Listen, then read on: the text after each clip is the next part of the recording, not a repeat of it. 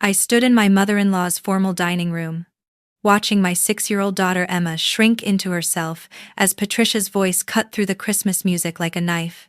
"Emma, for heaven's sake, stop fidgeting with that ornament.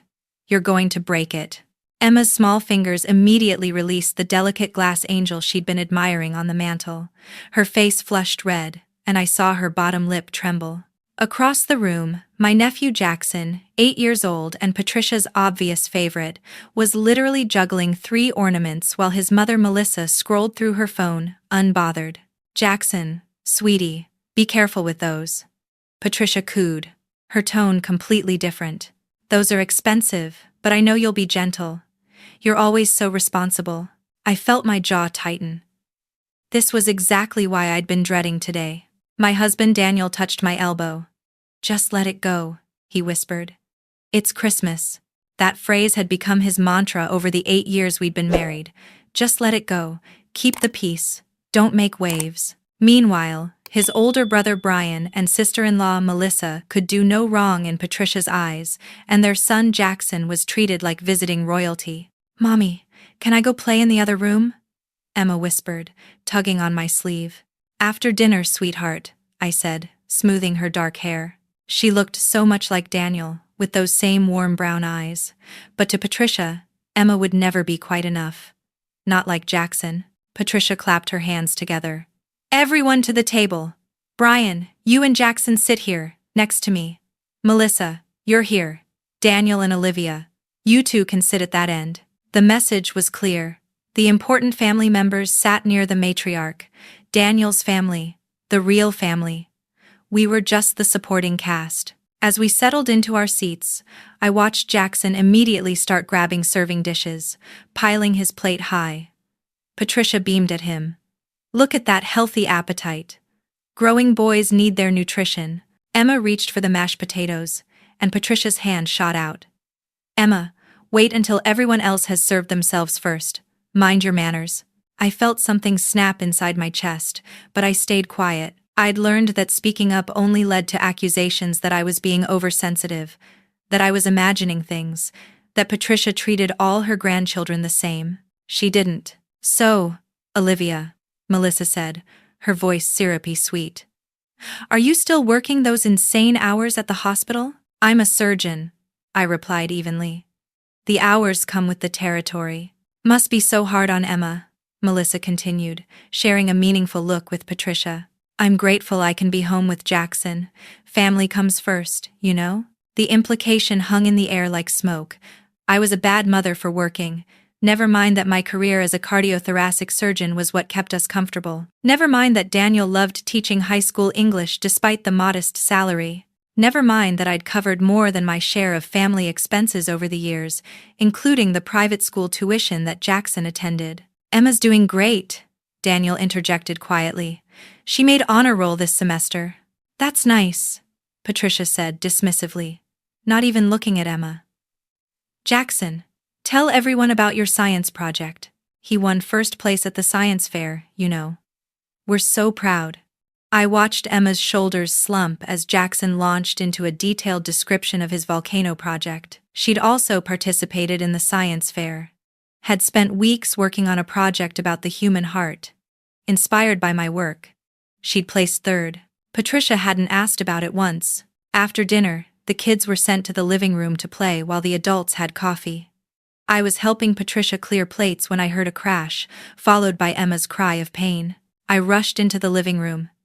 Emma was on the floor, her hand bleeding, surrounded by shattered glass. The angel ornament, the one Patricia had warned her about, lay in pieces around her. "What happened?" I demanded, dropping to my knees beside Emma. "Jackson pushed me," Emma sobbed, cradling her hand. "I was just standing here, and he pushed me into the table." "I did not." Jackson's face was red, defensive. She was being annoying. Patricia appeared in the doorway, and her face went white when she saw the broken ornament. Not at Emma's bleeding hand. At the ornament. "That was my mother's," Patricia whispered. Then her whisper turned into a shout. "Emma, how could you? That ornament was irreplaceable." "She didn't mean to," I said, wrapping my arms around my daughter. Jackson pushed her. Jackson would never, Patricia snapped. Emma's always been clumsy. This is exactly why I worry about her around my nice things. Mom, Emma's bleeding, Daniel said from the doorway, but his voice was weak, uncertain. Melissa swooped in and pulled Jackson to her side. I think Emma owes Jackson an apology. He's clearly upset by all this screaming. I stared at her in disbelief. My daughter is bleeding, and you want her to apologize? She broke a priceless heirloom, Patricia said coldly. Yes, I think an apology is in order. I looked at Daniel, waiting for him to defend our daughter, to stand up to his mother, but he just stood there, frozen, torn between his wife and his family of origin. That's when Brian appeared, assessing the situation with his usual entitled air. Come on, Olivia, it's just an ornament. Emma should be more careful. Kids need to learn consequences. Something inside me shattered along with that ornament. Not because of the broken glass, but because I suddenly saw with crystal clarity what I'd been trying to ignore for 8 years. Patricia stepped closer, and her next words fell like stones. You know, Brian's son is real family. He understands how to behave in this house. Emma, well, she's Daniel's daughter, of course, but I never felt she was truly ours. The room went silent. Emma's sobs had stopped. She just stared at her grandmother with wide, devastated eyes, her bleeding hand forgotten. Excuse me? My voice came out barely above a whisper. Patricia had the grace to look slightly uncomfortable, but she didn't take it back. I just mean that Jackson has been raised with certain standards. He knows family expectations. I looked at my husband. Daniel? He opened his mouth, closed it, looked at his mother, then at me. Maybe we should just calm down. It's been a stressful evening. Not a defense, not a rebuttal, just a plea for peace at any cost. I stood up, still holding Emma. We're leaving. Olivia, don't be dramatic, Patricia said. Emma just needs to apologize, and we can move past this. I grabbed my purse with my free hand, not even bothering to get our coats. Emma has nothing to apologize for.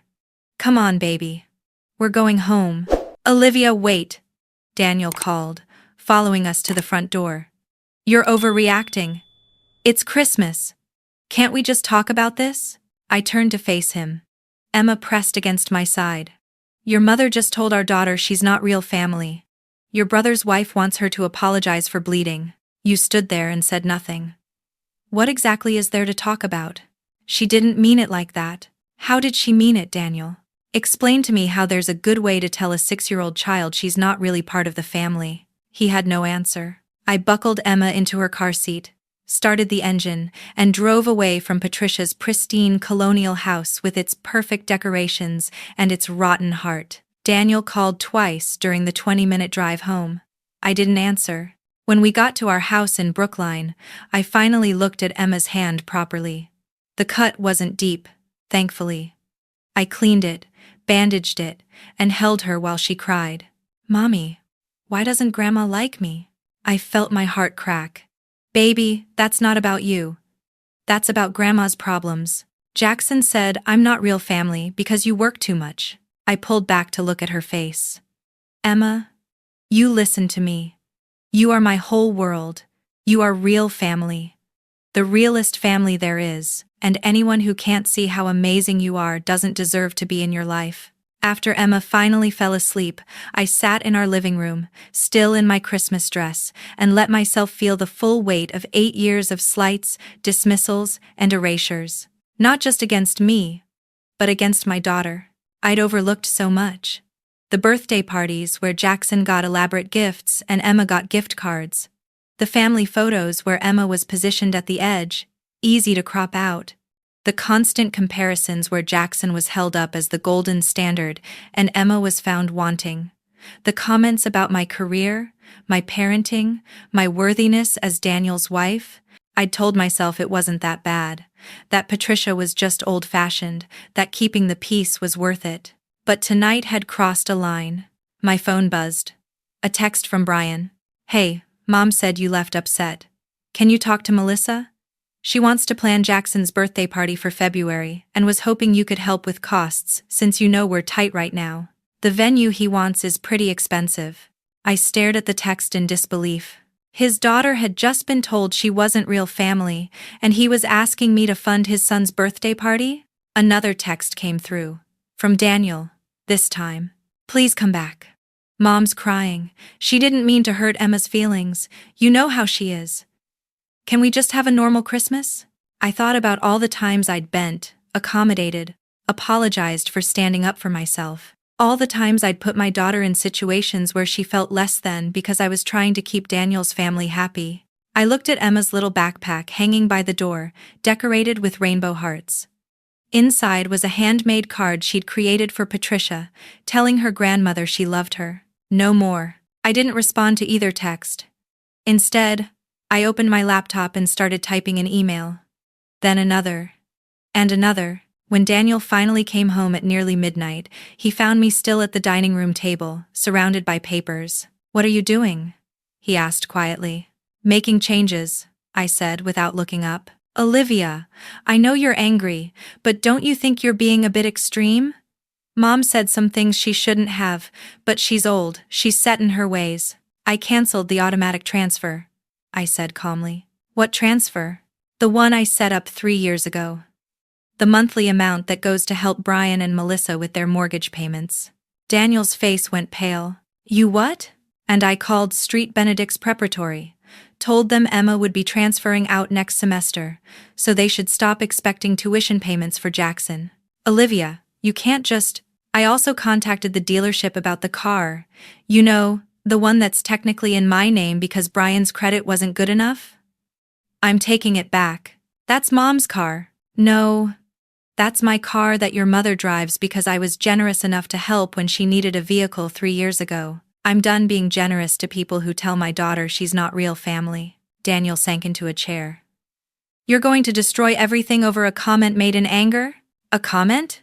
Daniel, your mother has been systematically othering our daughter for 6 years. Tonight was just the first time she said it out loud. You've watched it happen. You've done nothing. That's not fair. I've tried to keep the peace. By sacrificing your daughter's dignity? By teaching her that she should accept crumbs of affection and be grateful for them? What do you want me to do, Olivia? Cut off my own mother?" I met his eyes. "I want you to choose. Emma and me, or them. Because I will not spend another minute teaching my daughter that love means accepting mistreatment." He stared at me like I'd grown a second head. "You're giving me an ultimatum?" "No. I'm telling you what I'm doing. Emma and I are staying home from now on when you visit your family. We're not available for holidays, birthdays, or family emergencies. I'm not funding Brian's lifestyle anymore. I'm not lending money to Patricia. I'm not playing happy families while my daughter is treated like a second-class citizen. You can join us in that boundary. Or you can keep trying to please people who will never be pleased. They're my family. So are we." Daniel left the room. I heard him on the phone in the bedroom, his voice rising and falling as he talked to his mother, then his brother. I didn't care. For the first time in 8 years, I felt like I could breathe. The next morning was Christmas. Emma woke up to presents from me and Daniel, and we had a quiet breakfast, just the 3 of us. Daniel was cold, silent, clearly angry at the position I'd put him in. My phone started ringing at 9 in the morning. "Patricia." I didn't answer. Then Brian. Ignored. Then Melissa. Brian again. Patricia again. I blocked all 3 numbers. At noon, they showed up at our door. I watched through the window as Patricia, Brian, and Melissa stood on our porch, ringing the doorbell repeatedly. I could see Patricia's face was red, tears streaming down her cheeks. She was holding a wrapped present, undoubtedly meant as a peace offering for Emma. Daniel started toward the door. I stepped in front of him. "Do not open that door. Olivia, she's crying. Can't we at least talk?" "No, Emma's upstairs. She doesn't need to see them, and neither do I." "You're being cruel." "I'm being protective. There's a difference." They rang the doorbell for 10 more minutes before finally leaving. I found a note shoved through the mail slot. "Olivia, I'm sorry for what I said. I was upset about the ornament. Please don't punish the whole family for one mistake. We need to talk about the financial arrangements you've changed. Brian needs help. We're family." I crumpled the note and threw it away. Over the next week, the calls and messages continued from numbers I didn't have blocked. Patricia's friends, distant cousins, Daniel's aunt. Everyone had heard some version of the story where I was the villain who'd abandoned family over a small misunderstanding. I didn't engage. What I did do was watch Emma carefully. For days after Christmas, she was quiet, subdued. She'd wake up from nightmares, crying that she'd broken something valuable. I held her, reassured her, told her over and over that what happened wasn't her fault. A week after Christmas, I took her to Dr. Sarah Chen, a child psychologist I'd gotten a referral for from a colleague at the hospital. She needs consistency, Dr. Chen told me after the second session. Children internalize these messages. If the adults in her life keep exposing her to people who make her feel unwanted, she'll grow up believing she is unwanted. I knew she was right.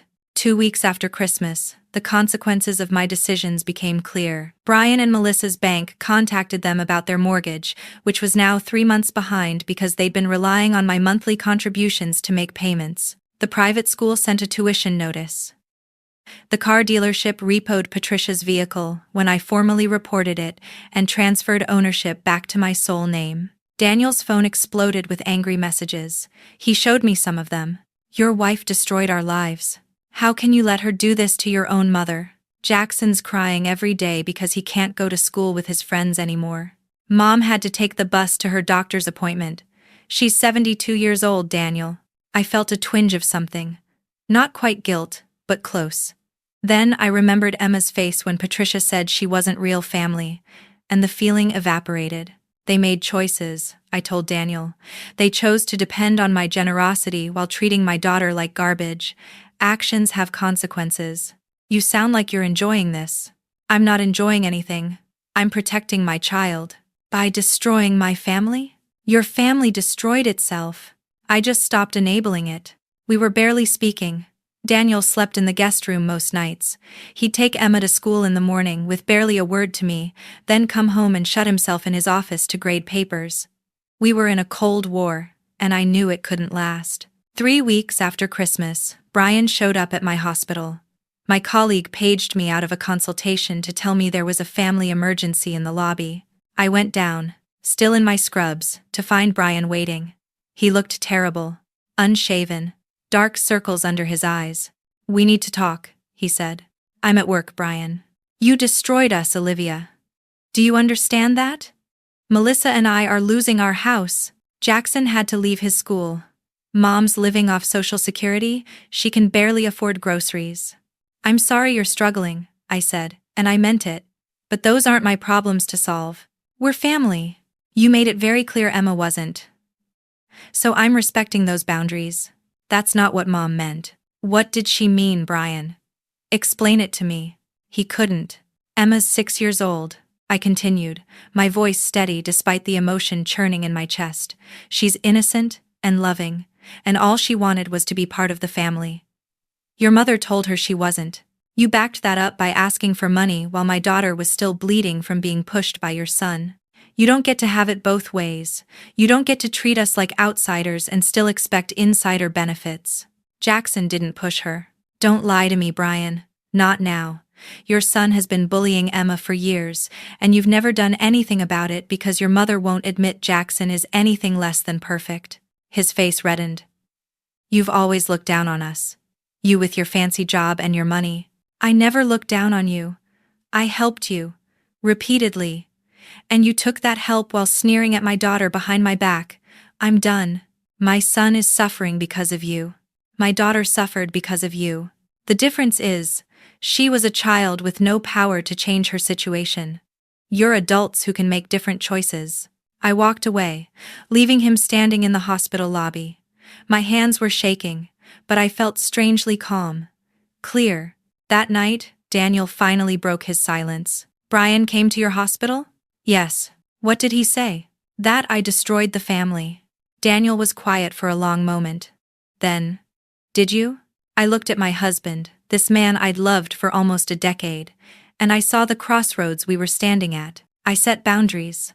I protected our daughter. If that destroyed anything, it's because what was there wasn't worth saving. That's easy for you to say. They're not your family. Exactly, Daniel. They're not. They made sure both Emma and I knew we weren't really part of the family, so I stopped acting like we were. What about me? His voice cracked. I'm stuck in the middle. No, you're not. You've chosen the middle. You've chosen neutrality. You've watched your mother hurt your daughter and chosen peace over protection. That's not being stuck, that's making a choice. What do you want from me? I want you to be Emma's father. Really be her father. Not the guy who stands by while she's mistreated because it's easier than confronting your mother. I can't just cut them off. I'm not asking you to cut them off. I'm asking you to put your daughter first, to set boundaries, to make it clear that Emma is non-negotiable. If your family wants a relationship with you, they need to genuinely apologize to Emma and treat her with respect going forward. No more favoritism. No more dismissal. No more cruelty. And if they can't do that, then they've made their choice, and you'll have to make yours. We sat in heavy silence until Emma called from upstairs, asking for water. Daniel went to her, and I heard their voices, soft and tender. He was a good father in so many ways, but being a good father when it was easy wasn't enough. He needed to be a good father when it was hard. A month passed. Daniel started therapy on his own, trying to work through the complicated web of obligation, guilt, and loyalty that bound him to his family of origin. He still talked to his mother occasionally, but he stopped pushing me to reconcile. Patricia never apologized to Emma, neither did Brian or Melissa. Instead, I got one more letter, delivered to our house. Patricia's handwriting on an expensive card. Olivia, I've had time to think and pray about what happened. I realize now that I may have been insensitive. Emma is a lovely child, and I never meant to make her feel unwanted. However, I do think some of the responsibility lies with you for being so oversensitive and reading negativity into innocent comments. I'm willing to move forward, if you're willing to acknowledge your part in this conflict and restore the help you've been giving Brian and the rest of the family. Family takes care of family. I hope you'll remember that, Patricia. I read it twice, then handed it to Daniel. This is what you're defending, I said quietly. A non-apology that blames me for her behavior and demands I resume funding her life in exchange for basic decency toward our child. He read it, his face growing darker. Then he did something I didn't expect. He took out his phone and called his mother. "Mom, I got your letter," he said, his voice firm. "No. I'm not going to let Olivia respond. I'm responding. What you said to Emma was wrong. What you wrote in this letter is worse. You hurt my daughter. And instead of genuinely apologizing, you're trying to manipulate us into resuming financial support by offering the bare minimum of human decency." I could hear Patricia's voice rising on the other end, but I couldn't make out words. "I'm not choosing Olivia over you," Daniel continued. "I'm choosing my daughter. My 6-year-old daughter who you told wasn't real family. If you want a relationship with me going forward, you need to genuinely apologize to Emma. You need to treat her exactly the way you treat Jackson. And you need to stop expecting my wife to subsidize Brian's life while you treat her like an outsider." More talking from Patricia's end. "I love you, Mom. But I'm done watching Emma be hurt. Call me when you're ready to really apologize." He hung up. I stared at him, tears welling in my eyes. "I'm sorry," Daniel said quietly. "I'm sorry I didn't do that on Christmas. I'm sorry I didn't do it years ago. My therapist helped me see that I was so afraid of losing my mother's love that I was sacrificing my daughter. That's not okay. No, it's not. I can't promise I'll get it right every time. She's my mom, and it's complicated. But Emma comes first. She has to come first. Even when it's hard." I took his hand. "That's all I've ever wanted." 2 months later, Patricia called. She asked to speak to Emma. With my permission, Daniel put her on speakerphone. "Emma, sweetheart, it's Grandma." Emma looked at me uncertainly. I nodded. "Hi, Grandma." "Emma, I need to tell you something. What I said at Christmas was wrong. Very wrong. You are real family. You've always been real family. I was angry about the ornament, and I said something cruel that I didn't mean. I hurt your feelings, and I'm very, very sorry. Can you forgive me?" It was the first genuine apology we'd heard. Emma looked at me again. I mouthed, It's up to you. Okay, Emma said quietly. But Grandma? I didn't break the ornament on purpose. Jackson pushed me. There was a long pause. Then, I believe you, sweetheart. And I'm sorry I didn't believe you then. It wasn't perfect. The relationship with Patricia remained strained, and I maintained firm boundaries about what was acceptable. We saw them occasionally, always on our terms, always with the understanding that any mistreatment of Emma would mean immediate distance. Brian and Melissa eventually stabilized their finances, though they had to move to a smaller house and Jackson attended public school. I didn't help them. They didn't ask. The car situation remained unchanged. Patricia bought herself a used sedan that she could afford. Emma started to blossom. Without the constant comparison to Jackson, without the subtle and not-so-subtle messages that she was less than, she became more confident, more joyful. She stopped having nightmares about breaking things. One night, 6 months after that terrible Christmas, Emma climbed into my lap while I was reading on the couch. "Mommy?" "Yes, baby? Thank you for protecting me." I kissed the top of her head, my heart full. "Always, Emma. Always." Later, when she was in bed, Daniel found me on that same couch, looking through photos on my phone. Pictures of Emma, bright and smiling. "Any regrets?" he asked. I thought about that question. About the broken family relationships, the awkward holidays, the whispers from Daniel's extended family about how I'd torn the family apart. Then I thought about Emma, who no longer flinched when adults raised their voices, who believed she deserved to be treated with respect, who understood that real love didn't require her to shrink herself to make others comfortable. "No," I said. "No regrets. Real family," I'd learned, isn't about blood or obligation or keeping peace at any cost. Real family is the people who see you, value you, and protect you. Real family never makes you prove you belong. I'd finally built that for my daughter, and that was worth every burned bridge, every difficult conversation, every moment of standing alone. Because Emma would grow up knowing she deserved better, and that knowledge would shape the rest of her life. That was the inheritance that mattered.